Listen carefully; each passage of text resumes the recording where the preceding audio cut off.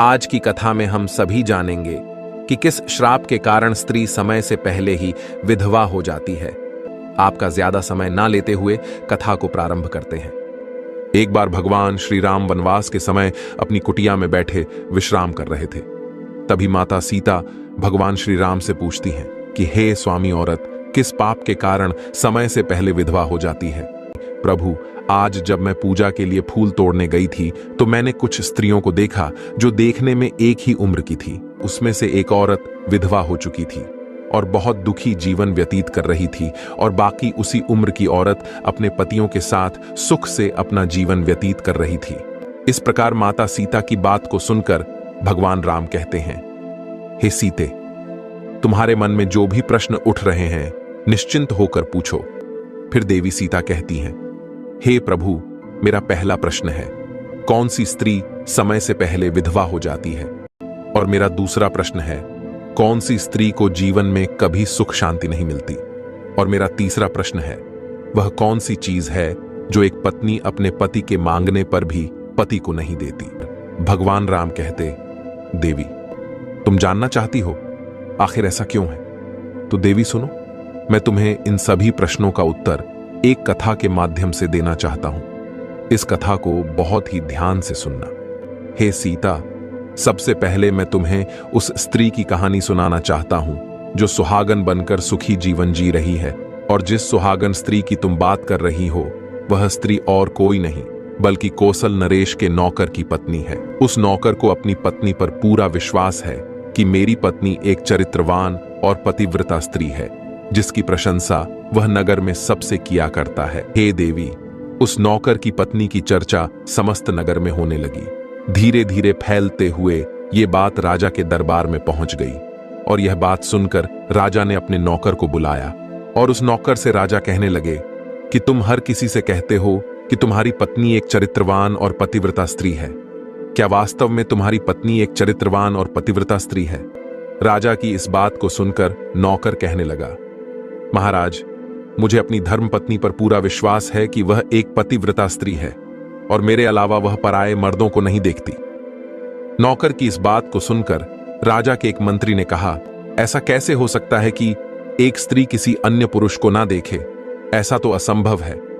महाराज, यदि मैं इस नौकर की बात गलत साबित कर दूं और इसकी पत्नी का पतिव्रता धर्म नष्ट कर दूं तो इसे क्या सजा मिलेगी? नौकर ने कहा, महाराज, यदि महामंत्री जी मेरी पत्नी का पतिव्रता धर्म नष्ट कर देते हैं तो आप मुझे फांसी की सजा दे देना, और यदि महामंत्री जी मेरी पत्नी का पतिव्रता धर्म खंडित नहीं कर पाए तो इनको भी कुछ सजा मिलनी चाहिए।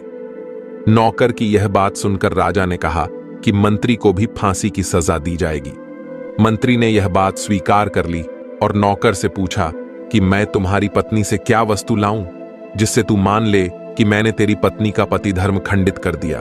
तो नौकर ने कहा, महामंत्री जी, आप मेरी पत्नी से मेरे विवाह के समय पर दहेज में मुझे एक मटका और एक कतार मिली थी, क्योंकि यह दोनों चीजें एक पतिव्रता स्त्री के लिए सुहाग की निशानी है। यदि तुम यह दोनों चीजें मेरी पत्नी से लाकर मुझे दिखा दोगे तो मैं मान जाऊंगा कि मेरी पत्नी का पतिव्रता धर्म महामंत्री जी आपने नष्ट कर दिया है। तब मंत्री ने नौकर की यह शर्त स्वीकार कर ली और वह मंत्री दरबार से निकलकर नगर में जाता है और एक जादू टोना करने वाली स्त्री से जाकर मिलता है। फिर मंत्री ने उस स्त्री को सारी बात बताई और कहा, तू कैसे भी करके उस नौकर की पत्नी से मेरा संबंध बनवा दे। इसके बदले तुझे जितना धन चाहिए मैं उतना धन देने को तैयार हूं। जो काम कोई नहीं कर पाता था वह काम वह जादू टोना करने वाली स्त्री कर देती थी। इस तरह मंत्री की बात सुनकर वह स्त्री कहने लगी, तुम जिस औरत के बारे में बात कर रहे हो वह औरत एक पतिव्रता नारी है। उसे ना ही किसी धन का लोभ है और ना ही किसी वस्तु का लालच है। तुम्हें क्या लगता है वह तुमको मटका और कतार दे देगी? महामंत्री, वह तेरी ओर थूकेगी और नगरवासी तेरी खाल उतार लेंगे। यह बात सुनकर मंत्री डर गया और कहने लगा, यदि तू मेरा उससे संबंध नहीं करवा सकती है तो एक काम कर दे, उसके घर जाकर उसका मटका और कतार चुराकर मुझे दे दे, और उसकी पत्नी के जांघ के पास यदि कोई निशानी हो तो वह निशानी मुझे देखकर बता दे। फिर मैं तुझे मुंह मांगा इनाम दूंगा। मंत्री की यह बात सुनकर उस जादू टोना करने वाली स्त्री के मन में धन का लालच आ गया और उसने कहा, ठीक है, मैं तुम्हारा काम अवश्य करूंगी। और फिर वह स्त्री नौकर के घर में वेशभूषा बदल कर जाती है और नौकर की पत्नी से जाकर कहती है, बेटी, मैं तेरे पति की बुआ हूं, मैं कई सालों के बाद आई हूं। और इस प्रकार वह स्त्री उस नौकर के घर में बुआ बनकर रहने लगी। नौकर की पत्नी ने उस स्त्री को बुआ समझकर बहुत आदर सम्मान दिया, मगर उसे यह नहीं पता था कि इस जादू टोना करने वाली स्त्री को मंत्री ने उसके साथ छल करने के लिए और उसका पतिव्रता धर्म नष्ट करने के लिए भेजा है। एक दिन नौकर की पत्नी स्नान करने के लिए स्नान गृह में गई। फिर उसके थोड़ी देर बाद ही वह स्त्री भी नौकर की पत्नी के पास जाकर उसकी कमर रगड़ने लगी।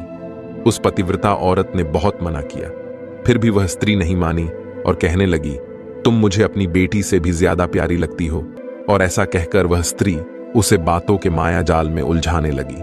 और फिर मौका देखते ही उसने उस परिव्रता औरत के गुप्तांग के पास में जांघ पर एक तिल था, जो उस जादू टोना करने वाली स्त्री ने देख लिया। जब स्नान करने के बाद में नौकर की पत्नी घर के अन्य काम करने लगी, इसी बीच उस स्त्री को मटका और कतार चुराने का मौका मिल गया और उसने मटका और कतार चुरा लिया और सीधा जाकर मंत्री के पास पहुंची और उस मंत्री को मटका और कतार दे दिया और उस नौकर की पत्नी के जांघ पर तिल की निशानी है यह भी बता दिया। और मंत्री मटका और कतार लेकर सीधा राजा के दरबार में जा पहुंचा और राजा से कहा, महाराज, मैं नौकर की पत्नी के साथ 2 दिन रहकर आया हूं और यह मटका और कतार उसी ने मुझे दिया है। इस तरह मंत्री की यह बात सुनकर राजा ने तुरंत दरबार लगाया। फिर मंत्री ने दरबार में मटका और कतार नौकर को दिखाते हुए कहा, महाराज, मैंने नौकर की शर्त पूरी की और भरे दरबार में यह भी कहा कि नौकर के पत्नी की जांघ पर तिल है। यह भी बात सुनकर नौकर मान गया कि वास्तव में आज मेरी पत्नी ने अपना पतिव्रता धर्म पूरी तरह से नष्ट कर लिया है। अब नौकर का अपनी पत्नी से विश्वास उठ गया। फिर राजा ने शर्त के मुताबिक नौकर को फांसी की सजा सुनाई और 21 दिन बाद फांसी देने का आदेश दिया। अब नौकर की मृत्यु के दिन समीप आने लगे। अंततः वह दिन आ ही गया जिस दिन उसे फांसी देना था। जब उसे फांसी के फंदे के पास लाया गया तो उस नौकर से उसकी अंतिम इच्छा पूछी गई। फिर नौकर ने कहा कि महाराज, मेरी अंतिम इच्छा यह है कि मैं आखिरी बार अपनी पत्नी से मिलना चाहता हूं। और इस तरह राजा ने नौकर को आज्ञा दी कि तुम अपनी पत्नी से मिल सकते हो। फिर नौकर कुछ दिन की इजाजत लेकर अपने घर गया और अपनी पत्नी से कहने लगा, मैंने तुम पर विश्वास करके राजा के सामने मंत्री से ऐसी शर्त लगाई थी और राजा के दरबार में मैंने कहा था कि मेरी पत्नी एक चरित्रवान और पतिव्रता स्त्री है और उसके पतिव्रता धर्म को कोई नष्ट नहीं कर सकता। यदि कोई नष्ट कर देगा तो मुझे फांसी लगा देना। और तुमने पतिव्रता धर्म नष्ट कर दिया। अब मुझे कुछ दिन के बाद में फांसी दे दी जाएगी। नौकर की यह बात सुनकर उसकी पत्नी ने उसे उस स्त्री की बात बताई जो उसके पति की बुआ बनकर उसके घर पर आई थी। मगर नौकर को अपनी पत्नी की बातों पर बिल्कुल भी विश्वास नहीं हुआ। फिर राजा किसी कारणवश उस नौकर की फांसी की सजा कुछ दिन के लिए टाल दिया और उसे कैद में डलवा दिया। नौकर की पत्नी अपने पति को निर्दोष साबित करने के लिए राज दरबार में गणिका अर्थात नाचने गाने वाली औरत की वेशभूषा धारण करके पहुंच जाती है और राजा से उसके सम्मुख अपना नृत्य दिखाने की आज्ञा मांगने लगी। राजा ने स्त्री की सुंदरता देखकर नाचने की आज्ञा दे दी। फिर उस नौकर की पतिव्रता पत्नी ने जब नाचना शुरू किया तो उसका नाच देखकर राजा बहुत मोहित हुए और फिर राजा ने कहा, मैं तुम्हारे नृत्य से बहुत प्रसन्न हुआ, मांगो, तुम जो भी मांगोगी मैं तुम्हें दूंगा। फिर उस नौकर की पत्नी ने कहा, महाराज, आपकी सभा में एक चोर है जिसने मेरी सोने की अंगूठी चुराई है और उसे फांसी की सजा दे दीजिए। यह बात सुनकर राजा ने कहा, ठीक है, बताओ मेरे दरबार में तुम्हारा चोर कौन है। और फिर उस नौकर की पतिव्रता स्त्री ने कहा, महाराज, और कोई नहीं, आपके मंत्री ने ही मेरी अंगूठी चुराई है, आप इनको फांसी की सजा दें। जैसे ही मंत्री ने सुना कि यह स्त्री मुझे चोर बता रही है तो तुरंत मंत्री कहने लगा, महाराज, मैं शपथ खाकर कहता हूं कि मैंने इसकी अंगूठी नहीं चुराई है और मैंने इसे आज तक कभी देखा ही नहीं है, तो मैं इसकी अंगूठी कैसे चोरी कर सकता हूं। जैसे ही मंत्री ने कहा कि मैंने इस स्त्री की आज तक शक्ल ही नहीं देखी है तो वह पतिव्रता औरत अपने वास्तविक वेशभूषा में आ गई और कहने लगी, महाराज, इस मंत्री ने मुझे पहले कभी देखा ही नहीं, तो आप इससे यह पूछो कि यह मटका और कतार कहां से लाया है, और मैं उसी नौकर की पत्नी हूं जो आपके यहां पर नौकरी करता है, और आप मेरे निर्दोष पति को फांसी पर चढ़ाने वाले हैं। मैं आपको इस मंत्री की पूरी सच्चाई सुनाती हूं। ये जो आपका मंत्री है, इसने मेरे पास में एक जादू टोना करने वाली स्त्री को मेरे पति की बुआ बनाकर भेजा था, और उसने धोखे से मेरी जांघ के तिल का पता लगाया, और उसी स्त्री ने यह मटका और कतार चुराकर इसको दे दिया, और आपके मंत्री ने इसके बदले उसको बहुत सारा धन दिया है, और मेरे साथ यही छल हुआ है महाराज, और मैं आज भी पतिव्रता हूं। स्त्री की इस बात को सुनकर राजा ने उस स्त्री को बुलाया। फिर उस स्त्री ने राजा के डर से मंत्री की सारी सच्चाई राजा को बता दी, जिससे राजा ने उस नौकर को अपनी कैद से रिहा कर दिया और उसकी जगह मंत्री को फांसी पर चढ़ा दिया। भगवान राम कहते हैं, हे सीते, इस प्रकार उस नौकर की पतिव्रता स्त्री ने अंत में राजा से कहा, महाराज, मैं अपने पति से बहुत प्रेम करती हूं, मैं एक चरित्रवान स्त्री हूं, और मैं कभी भी अपने मुंह से अपने पति का नाम तक नहीं लेती हूं। इस प्रकार भगवान राम कहते हैं, हे सीते, अब तुम अपने तीनों प्रश्नों के उत्तर सुनो। तुम्हारा पहला प्रश्न था, कौन सी स्त्री समय से पहले विधवा हो जाती है? तो जो स्त्रियां अपने मुंह से अपने पति का नाम लेती हैं और उनको हमेशा नाम से ही बुलाती हैं, वे स्त्रियां समय से पहले ही विधवा हो जाती हैं। क्योंकि यदि कोई स्त्री अपने पति का नाम मुंह से लेती है तो पति की उम्र कम हो जाती है, और समय से पहले ही उस स्त्री के पति की मृत्यु हो जाती है, और स्त्री समय से पहले ही विधवा होकर एक दुखी जीवन जीती है। बस यही कारण है कि तुम जिन स्त्रियों की बातें कर रही थी, उनमें से एक विधवा इसी कारण से हुई है, और उनमें से एक नौकर की पत्नी थी जो पतिव्रता स्त्री थी। यह स्त्री कभी भी अपने पति का नाम मुंह से नहीं लेती थी, जिसके कारण वह आज भी सुहागन है और सुखी जीवन व्यतीत कर रही है। और वह स्त्री जो समय से पहले विधवा होकर दुखी जीवन जी रही है, वह हमेशा अपने पति को नाम लेकर बुलाती रहती थी, जिसके कारण उनके पति की उम्र कम होती चली गई, और फिर उसके पति की मृत्यु समय से पहले ही हो गई।